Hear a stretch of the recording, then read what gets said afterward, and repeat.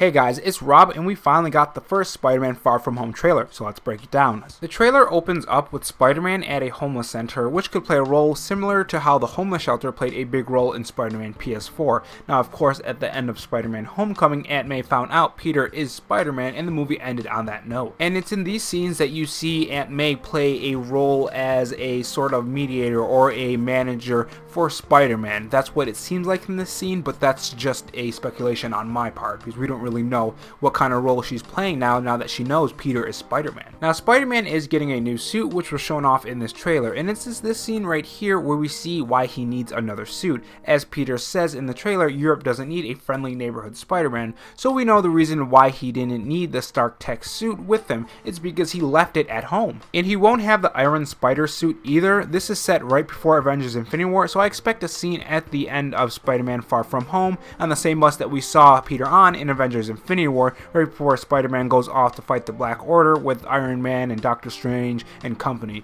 which makes a lot of sense seeing as Spider-Man did die in Avengers Infinity War, and seeing as Nick Fury is also in this movie, which he's seen in later in the trailer. It's safe to say that this is before Thanos kills half of the universe. I still cannot believe he killed half of the universe. That's an extremely scary thought. Now, of course, we have to talk about Michelle in this trailer, specifically Peter calling her MJ and what it means for the Mary Jane character moving forward in the MCU. This could mean that we might not get Mary Jane in the MCU, or at the very least she won't be called MJ, just Mary or Mary Jane, and it's this very same scene that we see a fantastic entrance for Nick Fury. Now, it's here we see part of the big villain, and that's because in this scene right here it seems that Mysterio is helping them instead of being the actual villain in Spider-Man Homecoming, or is he? Marvel is known to change things from the source material to fit their story in the MCU, so I'm wondering if Mysterio, instead of being a villain, wanted to be a hero, and through some sort of action by Spider-Man, he turns into a villain. I think the tragedy of someone wanting to do good and be a hero, only to be betrayed by another hero, would fit well with their story and give the character Mysterio a storyline that we can all get behind. Now, while we're speaking about Mysterio, I do think that this scene right here isn't him using magic. The difference between magic-looking attacks that Doctor Strange uses and the ones that Mysterio are using is that Doctor Strange are more construct-like, solid objects, if you will, and Mysterio's are more hazy and smoky, like illusions. Now, the illusions also come into play with the big CGI monsters that you're seeing throughout this trailer. Now, those are the elementals created by Tony Isabella and Val Matarek. Now, you do have Hydron, the Lord of Water, Magnum, Master of Earth, Hellfire, Wielder of Flames, and the last one but not least, Zephyr, Mistress of Wind.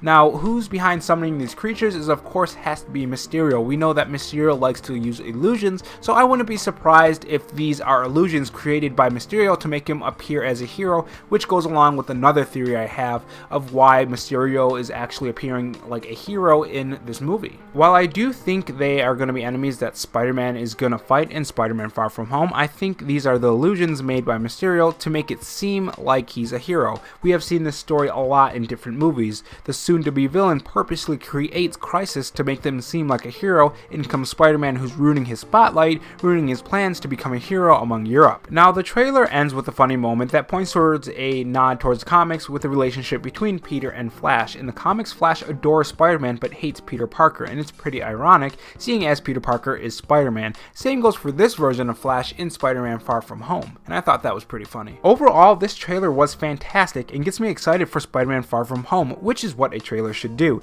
Tell me your thoughts down in the comment section below. Did you enjoy the Spider-Man Far From Home trailer, and what are your thoughts on Mysterio? If you enjoyed this video, subscribe to the channel and leave a like, and thanks for watching and have a good one.